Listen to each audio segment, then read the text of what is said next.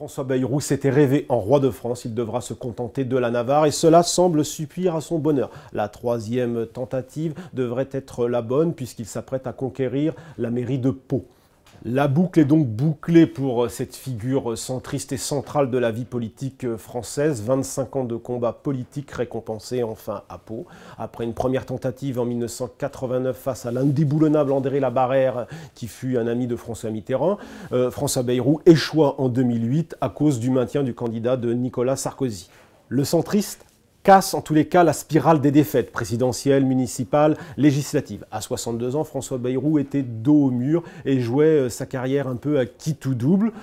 S'il l'emporte à Pau, il relance incontestablement sa carrière, mais avec des ambitions différentes. Car le biographe du roi Henri IV a promis de se concentrer sur son nouveau royaume, Pau.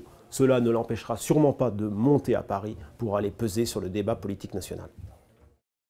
Avec la municipale à Pau, effectivement, François Bayrou signe son grand retour dans la famille du centre droit. L'été dernier, il avait conclu un accord surprise avec le cousin centriste et radical Jean-Louis Borloo. Avec le soutien décisif du grand frère bordelais et gaulliste Alain Juppé, il a mis sous l'éteignoir l'UMP local au point de contraindre Jean-François Copé, le patron de l'UMP, et les sarkozystes d'assister au sacre de leur bête noire.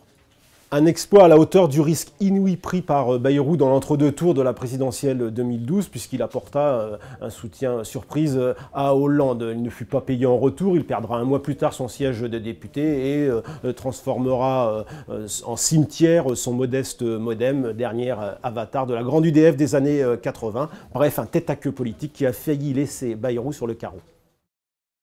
François Bayrou a du respect pour Alain Juppé, réciproquement. Hommes de lettres tous les deux, fiers de leurs racines aquitaines. Beaucoup de choses, au fond, à la fois séparer et rapprocher les deux hommes. Le premier a été ministre de l'Éducation dans le gouvernement de Juppé, c'était il y a 20 ans. Si les combats politiques ont longtemps éloigné le chiracien du centrisme, ils ne se sont jamais perdus de vue. Il est loin le temps où, en 2002, Bayrou raillait l'UMP, pourtant fondé par Juppé. À l'époque, il déclarait « Si on pense la même chose, c'est que nous ne pensons plus rien ».